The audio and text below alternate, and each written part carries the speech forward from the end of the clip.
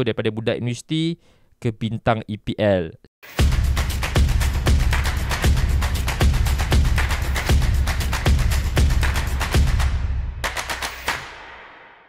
Okay guys, kembali lagi untuk Sembang Kencang Extra Time minggu ini.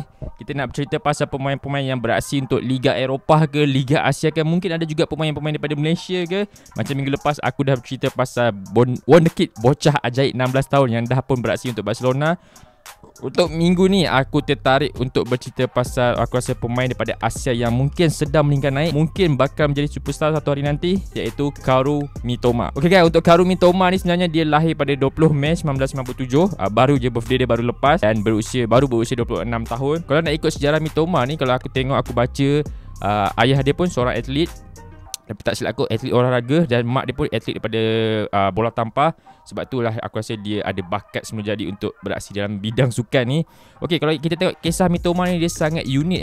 Dia sanggup tolak tawaran besar Kawasaki Frontale kontrak semata-mata untuk dia sambung belajar. Kau bayang Kawasaki Frontale ni bukanlah kelab kecil, ibarat macam Selangor ke Kedah datang offer kau tapi kau tak nak. Kau cakap kau nak sambung belajar dulu. Nampak tak? Itu sedikit sejarah tentang Kaoru Mitoma. Okey, dia start join akademi Kawasaki Frontale ni sejak usia 9 tahun kalau tak salah aku. Dia dah beraksi untuk akademi itu sampailah dia membesar. Cuma pada tahun 2007 sehingga 2015 dia beraksi dalam akademi Kawasaki Frontale tu. Sebenarnya kecil dia tahu dia nak jadi pemain seorang bola dan dia ada kualiti yang sangat menarik. Pada kecil pun orang dah nampak bakat dia sebenarnya. Cuma pada tahun lepas habis pada akademi tu, pada tahun 2016 dia di-offerkan kontrak profesional dengan Kawasaki Frontale untuk beraksi. Tapi kau bayangkan dia cakap dia tak nak, dia nak cari pengalaman dekat universiti tu. Dia akan mungkin pendidikan jasmani ataupun sains sukan kalau tak salah aku, sebab dia kata kat situ dia akan belajar cara-cara untuk bermain bola dengan betul, cara-cara untuk sebagai sains sukan, nutrisi pemakanan dan sedikit sebanyak tentang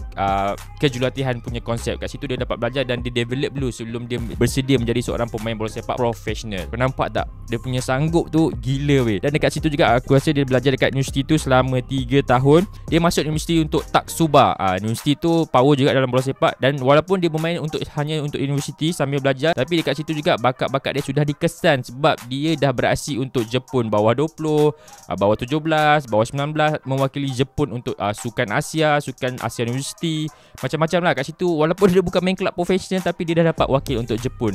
Nampak tak dia punya tahap kualiti tu macam mana? Dan pada tahun 2018 dia di-offerkan kontrak sekali lagi sebab aksi performa dia dekat universiti tu sangat menakjubkan. Dekat situ walaupun dia dah sign kontrak profesional pada tahun 2018, tapi dia ada baki setahun lagi untuk habiskan pengajian dia. Dan kau bayangkan macam tu aku baca kisah dia ni. Okay, dia join first team, training training semua everything semua, tapi habis training dengan squad pertama, dia terus pergi kelas belajar macam biasa. Habis training terus pergi kelas. Dan dekat situ juga pada tahun akhir tu dia membuat satu thesis. Aku rasa dulu mungkin orang tak pandang thesis dia, tapi thesis dia sekarang ni dah dibukukan tak silap aku di Jepun. Dah banyak orang budak-budak beli sebab thesis cara-cara untuk menggelecek dengan betul. Thesis tu sebenarnya dia ada pakaikan kamera dekat kepala dia dengan dekat defend lawan. Dia nak tengok pergerakan defend lawan macam mana, sebab dia kata kalau defend lawan berjaya gerakkan badan ke kiri ataupun ke kanan, itu dah menyenangkan kerja dia untuk dia bawa bola, untuk dia potong defend tu. Aku rasa itu antara thesis yang dia buat lah aku rasa. Walaupun hari tu ada dekat EPL ada interview, dia kata thesis tu mengarut je sebenarnya, tapi lepas apa yang kita tengok performa dia dekat EPL, aku rasa thesis tu menjadi satu benda yang berharga yang ramai orang cari sebenarnya. Okay guys, lepas dia dah habis belajar, dia dah graduate semua, dia dah berjaya, dan lepas tu baru dah dia masuk ke Kawasaki Frontale untuk first team. Walaupun masa tu masa baru half season je kalau tak salah aku, dia dah menunjukkan kualiti yang sangat baik dekat Kawasaki Frontale, dan terus dia punya performa meningkat naik dah diintai oleh kelab-kelab Eropah. Sebab apa untuk rekod dia bersama Kawasaki Frontale dengan 62 game, 30 gol, 20 assist. Kalau ikut GA dia 50 dalam 62 game. Weh, itu satu benda yang sangat gempak sebenarnya tau. Dan daripada situ dia mendapat offer daripada Brighton. Masa tu ada juga offer-offer daripada kelab lain. Dan macam tu Brighton datang, betul dia tak boleh menolak sebab dia kata ini memang impian dia nak beraksi untuk Eropah. Dan bila Brighton datang, dia kata ini mungkin untuk good step untuk dia untuk the move, sebab Brighton pun beraksi di EPL. Sebab dia kata EPL satu liga yang sangat besar. So dia bersetuju untuk pergi ke Brighton. Dan Brighton hanya beli pada masa 3 juta euro je untuk dengan Kawasaki Frontale. Sebab kita tahu Brighton punya scouting ni sangat luar biasa. Dia boleh cari bakat-bakat muda yang kalau kau tengok sebelum ni kita ada Bissouma lah, Saicedo, Cucurella lah, David Sanchez, semua dah dijual. Dia develop dia punya talent mula dan dijual. So Mitoma setuju untuk masuk Brighton dengan hanya 3 juta, tapi dia sign 4 tahun pada Ogos 2021. Dia sign 4 tahun dengan Brighton. Dan lepas dia sign dengan Brighton, dia tak terus beraksi dengan Brighton. Dia terus diloankan di klub Belgium iaitu Royal Union. Tak silap aku, Brighton punya owner dengan Royal Union ni sama, sebab tu dia diloankan di Royal Union. Tapi dia tak mengambil masa yang lama sebab first debut dia dengan Royal Union dia dah menjadikan hat-trick 3 gol di sana. Dan secara overall selama setahun, sebab satu ada masalah visa lah, sebab dia kena dapatkan kelulusan pekerjaan visa, kena main dekat liga luar dulu baru dia boleh beraksi untuk Liga EPL kalau tak salah aku lah macam tu. So dia dah beraksi selama setahun.